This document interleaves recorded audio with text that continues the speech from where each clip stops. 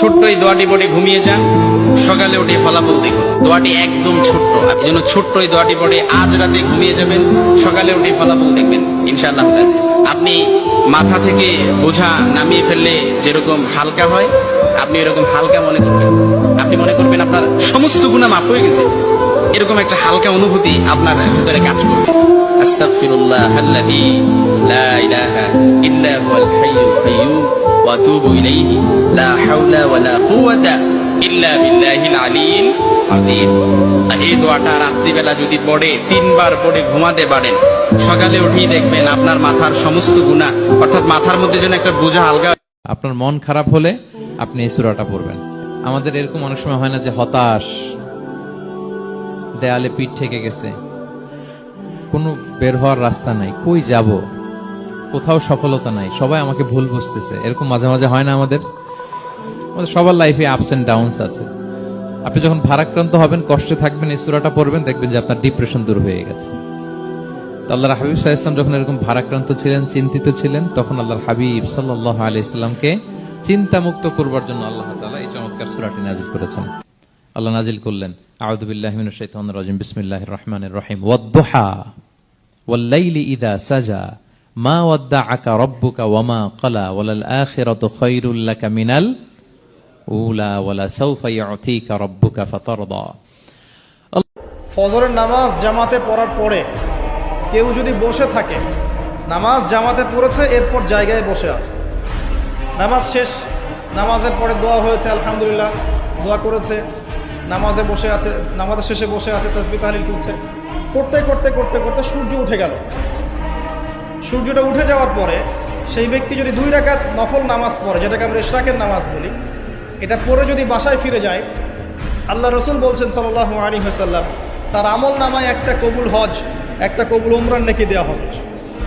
আল্লাহুম্মা ইন্না নাস্তাঈনুকা ওয়া নাস্তাগফিরুকা ওয়া নু'মিনু বিকা ওয়া নাতাওয়াক্কালু আলাইক ওয়া নুসনি আলাইকাল খায়র ونشكرك ولا نكفرك ونخلع ونترك من يفجرك اللهم إياك نعبد ولك نصلي ونسجد وإليك نسعى ونحفد ونرجو رحمتك ونخشى عذابك إن عذابك بالكفار ملحق। একটা দোয়া পড়বেন, আপনি 10 লক্ষ নেকি পাবেন ইনশাআল্লাহ। কত লক্ষ? 10 লক্ষ। দোয়াটা শিখাচ্ছি। দোয়াটা হচ্ছে লা ইলাহা ইল্লাল্লাহ ওয়াহদাহু লা শারীকা লাহ লাহুল মুলক ওয়া লাহুল হামদ ইউহয়ী ওয়া ইউমীত ওয়া হুয়া হাইয়ুন লা ইয়ামুত বিয়াদিহিল খায়রু কুল্লুহু ওয়া হুয়া আলা কুল্লি শাইইন কাদির। একবার পড়লে 10 লক্ষ। যখন দেখবেন বৃষ্টি হচ্ছে, তখন দোয়া করবেন, দোয়া কবুল হবে ইনশাআল্লাহ। দোয়া করার আগে একবার বলবেন আলহামদুলিল্লাহ, কমপক্ষে একবার বলবেন আলহামদুলিল্লাহি রাব্বিল আলামিন, একবার কমপক্ষে। মানে প্রথমে আল্লাহর প্রশংসা করবেন, তারপর একবার দরুদ পড়বেন আল্লাহুম্মা সাল্লি আলা মুহাম্মাদ ওয়া সাল্লিম, তারপর হাত তুলে দোয়া শুরু করবেন। বৃষ্টি পড়ছে, দোয়া শুরু করে দেন, দোয়া কবুল হবে ইনশাআল্লাহ। কত কিছু চাইলাম, পাইলাম না, দিল না আল্লাহ, বলে না? আপনার সব দোয়া কবুল, আপনি যত দোয়া করছেন সব কবুল, কারণ আল্লাহর কাছে কিছু চাইলে আল্লাহ ফিরায় দিতে জানে না, আল্লাহ জানেই না কেমনে ফিরায় দিতে হয়। সুবহানাল্লাহ কোন।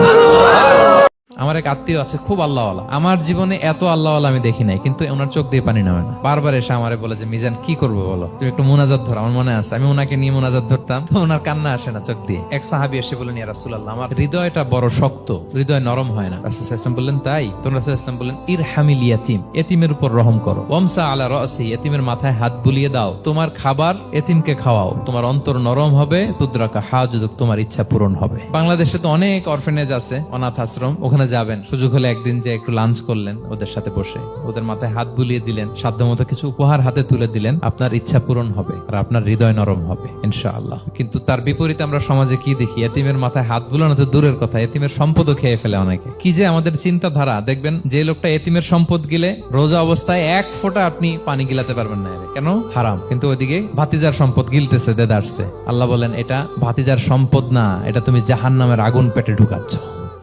কেউ যখন নিজেকে মুসলিম বলে দাবি করে, তখন আল্লাহর কোন বিধান আসলে, আল্লাহর কোন আইন তার সামনে আসলে সেটা মানবো কি মানবো না এমন কথা বলার তার সুযোগ নাই, মানতেই তাকে হবে। আওয়াজ করে বলেন ঠিক কিনা? এই আয়াতের পরেই আল্লাহ বলছেন, ওয়ামা কানা লি মুমিনিন ওয়ালা মুমিনাতিন ইযা কাদাল্লাহু ওয়া রাসূলুহু আমরান আন ইয়াকুনা লাহুমুল খিয়ারাতু মিন আমরিহিম। আল্লাহর পক্ষ থেকে কোন বিশ্বাসী নারী পুরুষের সামনে যখন কোন বিধান আসে, কোন আইন আসে, তখন সে আইন সে মানবে না এমন কোন অপশন তার নাই। মানলেও হবে, না মানলেও হবে, এমন কোন অপশন আছে নাকি বলেন? এমন কোন অপশন নাই। আল্লাহর আদেশ আসার সাথে সাথেই সেটার সামনে আমরা সারেন্ডার। ঠিক কিনা বলেন? আল্লাহর আদেশ আসলেই সারেন্ডার, আল্লাহর কথা আসলেই সারেন্ডার। এখানে আমার কথা চলবে? প্রিয় ময়মনসিংহবাসী, আওয়াজ করে বলেন, আল্লাহর আদেশের সামনে আমার নিজের কোনো ইচ্ছা আছে? আমার কোনো কথা আছে?